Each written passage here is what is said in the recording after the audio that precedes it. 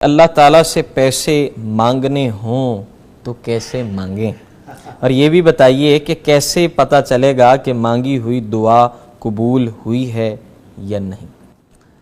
پہلی بات کہ اللہ سے پیسے کیسے مانگیں، دل کھول کر مانگیں، وہ ہے اصلی گنج بخش۔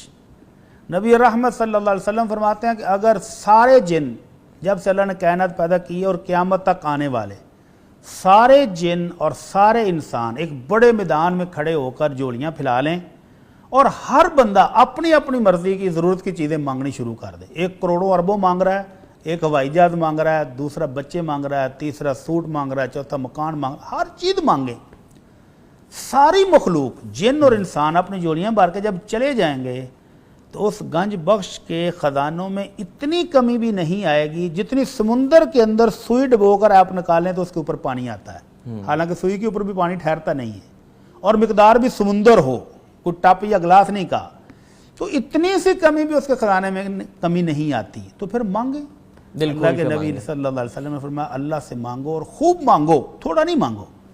وقال ربکم ادعونی استجب لکم، وہ مالک تو خود کہتا ہے کہ مجھ سے مانگو میں دوں گا، اور جو نہیں مانگتا یغضب علیہ، وہ مالک اس پر ناراض ہو جاتا کہ یہ میرے سے مانگتا ہی نہیں مانگتا ہی بالکل۔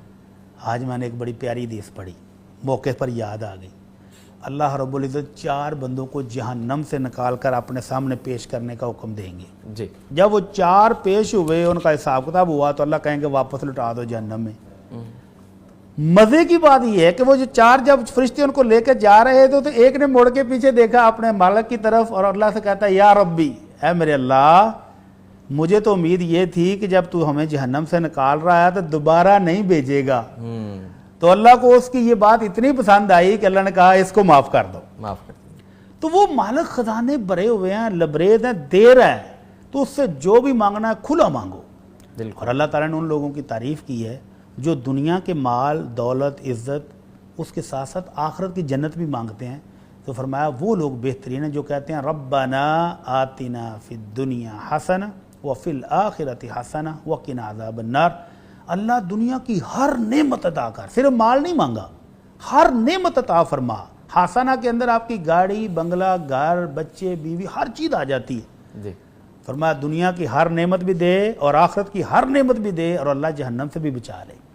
تو صرف مال نہ مانگیں، مال سے بھی ایک اچھی چیز ہے۔ اللہ کے رسول صلی اللہ علیہ وسلم کے چچا حضرت عباس آئے، اللہ کے رسول مجھے کوئی دعا سکھائیں، میں اللہ سے کیا مانگوں؟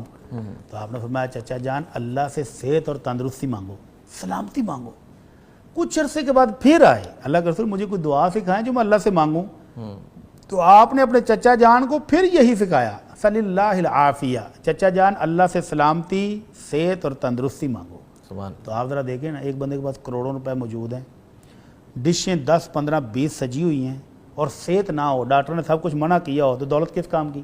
کوئی کسی کام تو یہ صحت دولت سے بڑھ کر ہے، صحت دولت سے صحت مانگیں۔ اور یہ بات رہ گئی کہ کیسے پتہ چلے گا میری دعا قبول ہوئی ہے کہ نہیں؟ تو اللہ کے نبی صلی اللہ علیہ وسلم نے کوئی کمی چھوڑی نہیں ہے، رحمت للعالمین ہونے کا حق ادا کر دیا ہے۔ فرمایا جو مسلمان بھی اللہ سے دعا کرے، 2 دعائیں نہ کرے، رشتہ داری توڑنے کی اور گناہ کی، اس کے علاوہ جو دعا بھی بندہ کرتا ہے نا تو اللہ اس کو 3 طریقوں سے قبول کر لیتا ہے۔ یعنی بیان کا سوال تھا کہ مجھے پتہ کیسے چلے گا، تو پتہ آپ کو بتا رہے ہیں کہ آپ کی ہر دعا قبول ہوتی ہے سوائے رشتہ داروں کو مرنے مارنے کی اور گناہ کی، اس کے علاوہ آپ جو مانگتے ہیں وہ اللہ قبول کر لیتا ہے 3 طریقوں سے۔ نمبر 1، ادھر آپ نے ہاتھ اٹھائے ادھر قبول ہو گئی، اور یہ اکثر ہوتا ہے ہمارے ساتھ، ابھی دل میں خواہش پیدا ہو رہی ہوتی ہے اور وہ پوری بھی ہو جاتی ہے۔ اور دوسرا طریقہ یہ ہے کہ اللہ اس کے ذریعے آخرت میں آپ کو بہت بڑے اجر و ثواب سے نواز دیں، اور یہ بھی فائدہ ہی ہے۔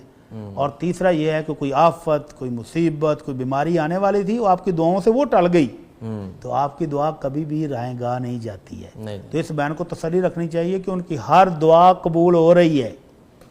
دنیا میں کون سی قبول ہونی ہے وہ اللہ مالک ہم سے زیادہ جانتا ہے، وہ بہتر جانتا ہے، جو ہمارے حق میں بہتر ہوتا ہے وہ دے دیتا ہے، باقی روک لیتا ہے۔